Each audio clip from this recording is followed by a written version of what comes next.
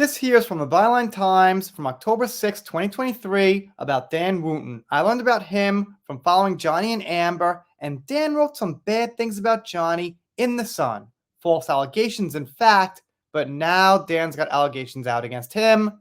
Not only that, Dan got let go by the Mail Online, suspended from GB News, probably permanently, but not only that, there's now a UK Metropolitan Police investigation on Dan. But what I'm talking about here is this. Our small site, Democracy Unlocked, had to shut down after reporting on Dan Wooten. Kind of a sad little tale. A publication who claims they tell the truth, not totally sure, don't know who they are, but they claim they want the facts more than the mainstream media, got shut down because of Dan's lawyers. Let's see what we got now. Cast your mind back to a time when you had a big idea, an idea you thought could be a big break. Some procrastinate, and then there's me and my group of friends. We put our entire life into our idea, and we never expected to end it in tears of panic, the threat of being sued for the little money we even had left. Well, that's the main story there. This group of people put this publication together. As you could have guessed, they reported on Dan, and well, apparently, it didn't work out so well for them.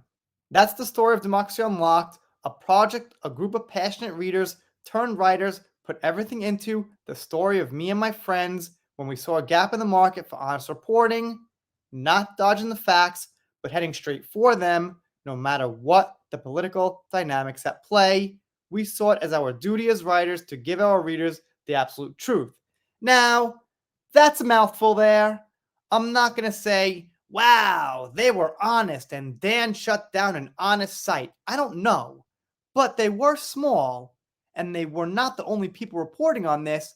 It was huge on social media. Dan's video on it, where he admitted a lot of things, got 15 million views alone. They claim they were passionate, it wasn't about the money. Grain of salt, but again, not the total point. They claim they weren't swayed politically again. Okay. And now they get to it.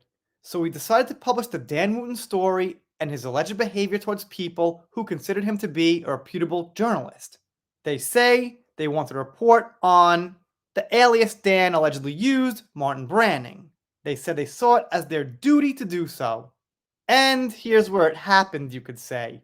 So, they reached out to Dan to get comment, to give him a chance to reply to what they were writing about. But what they got back was a letter from Dan's lawyers saying, you can't report on this, you're going to get sued by us if you don't stop, basically.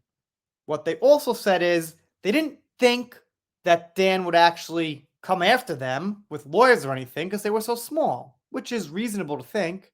They then say they wrote Dan again. The claim is they wanted to give Dan a chance for his side of the story to come out. But I gotta say, to be real, if they got a quote that was unique from Dan, that would, help them quite a bit because they'd have something to put out there that no one else had directly from Dan, who's a point of interest. But that's not the point. The point is, they got back another letter that was even more harsh. And then they said they panicked. They do mention what I said also, that it was a huge trend on social media anyway. They say after that, they kept getting more and more letters from Dan and it wouldn't stop. They also say they received threats that they were going to be hacked. And they mentioned this. Dan is somebody who pushes for free speech. As we know, Dan's friend Little Miss Mera is also somebody who pushes for free speech. But right when things come out about Dan, he's trying to silence everyone he possibly can when they're reporting on things that have already been reported on.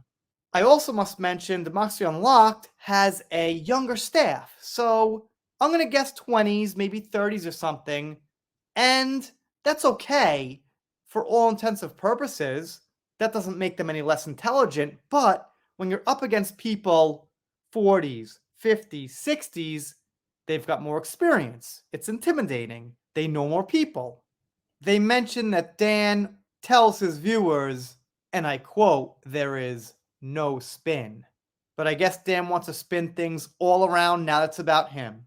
In the end, in their words, they say, we lost all of our hard-earned cash and we were brought to tears. And I guess that means they were shut down, can't continue, that kind of thing. Before I go, gonna do some shout outs. Shout out to Jan Price, great supporter here. Thank you, Jan. Also, Astrid Vissers, thank you so much. These are super chats. If you're not subscribed here, consider it. If you're not, I'll be sad, but I'll get over it. See you next time.